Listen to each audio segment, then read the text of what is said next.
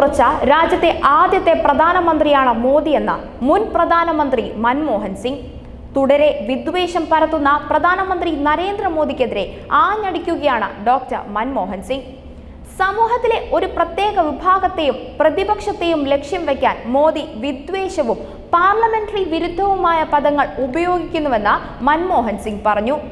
പഞ്ചാബിലെ വോട്ടർമാർക്ക് നൽകിയ കത്തിലൂടെയാണ് മൻമോഹൻ സിംഗിന്റെ പ്രതികരണം.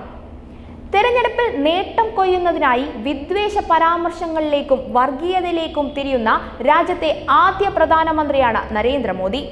ജനാധിപത്യത്തെയും നമ്മുടെ ഭരണഘടനയും സ്വേച്ഛാധിപത്യ ഭരണകൂടത്തിന്റെ ആവർത്തിച്ചുള്ള ആക്രമണങ്ങളിൽ നിന്ന് സംരക്ഷിക്കാനുള്ള അവസാന അവസരമാണിത്. ഈ തെരഞ്ഞെടുപ്പ് പ്രചരണത്തിനിടയിലെ രാഷ്ട്രീയ ചർച്ചകൾ താൻ വളരെ ശ്രദ്ധയോടെ വീക്ഷിക്കുകയായിരുന്നു. മോദി നികൃഷ്ടമായ വിദ്വേഷ പ്രസംഗങ്ങളിൽ ഏർപ്പെട്ടിട്ടുണ്ട്. അത് രാജ്യത്തെ ജനങ്ങളെ ഭിന്നിപ്പിക്കുന്നതാണ്.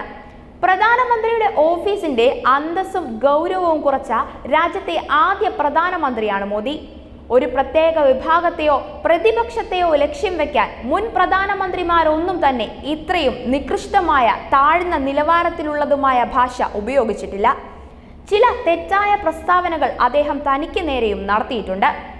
രാജസ്ഥാനിൽ വോട്ടിന് വേണ്ടി മുസ്ലിം വിഭാഗത്തെ നുഴഞ്ഞുകയറ്റക്കാരെന്നും കൂടുതൽ കുട്ടികളെ ജനിപ്പിക്കുന്നവരെന്നും ആക്ഷേപിച്ചു. കോൺഗ്രസ് അധികാരത്തിലേറിയാൽ ഹിന്ദു സ്ത്രീകളുടെ താലിമാല വരെ പിടിച്ചെടുത്ത് മുസ്ലിങ്ങൾക്ക് നൽകാമെന്നും പറയാൻ തന്റെ വാക്കുകൾ വളച്ചൊടിച്ചു. എന്റെ ജീവിതത്തിൽ ഒരിക്കലും ഒരു സമുദായത്തെ മറ്റൊന്നിൽ നിന്ന് വേർതിരിച്ചു കാണാൻ ശ്രമിച്ചിട്ടില്ല. ജനങ്ങളെ മതത്തിന്റെ പേരിൽ വേർതിരിച്ചു കാണാൻ ഒരിക്കലും താൻ ശ്രമിച്ചിട്ടില്ല. മൻമോഹൻ സിംഗിന്റെ ഭരണകാലത്ത് മുസ്ലിം വിഭാഗത്തിന് രാജ്യത്തെ സമ്പത്തിൽ ആദ്യ അവകാശമുണ്ടെന്ന മോദിയുടെ ആരോപണങ്ങൾക്കും മൻമോഹൻ സിംഗ് മറുപടി നൽകി. കർഷകരുടെ ജീവിതത്തെ മൊത്തം ദുസ്സഹമാക്കിയത് തന്റെ പിൻഗാമിയായി അധികാരത്തിലേറിയ മോദിയാണ്. കർഷകന്റെ വരുമാനം 2022 ഇരട്ടിയാക്കുമെന്ന് വീമ്പ് പറഞ്ഞ മോദി കർഷകരുടെ വരുമാനം ഇല്ലാതാക്കി. പ്രതിദിനം 27 രൂപ മാത്രമാണ് ഒരു കർഷകന്റെ വരുമാനം. അതേസമയം അവന്റെ ശരാശരി കടമെന്ന് പറയുന്നത് 2700 രൂപയും. ആലോചനയില്ലാതെ നടത്തിയ GSTയും തെറ്റായ നയങ്ങളും വളത്തിന്റെയും ഇന്ധനത്തിന്റെയും എല്ലാം വില ഇരട്ടിയാക്കി.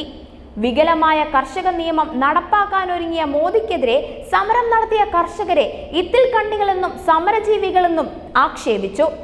അവർക്കെതിരെ റബ്ബർ ബുള്ളറ്റും ലാത്തികളും ഉപയോഗിച്ച് നടത്തിയ കൊടും ക്രൂരതകൾക്ക് അപ്പുറമായിരുന്നു മോദിയുടെ ഈ പ്രയോഗങ്ങൾ. 750ഓളം കർഷകർ മരിച്ചതിൽ ഭൂരിഭാഗവും പഞ്ചാബിൽ നിന്നായിരുന്നു.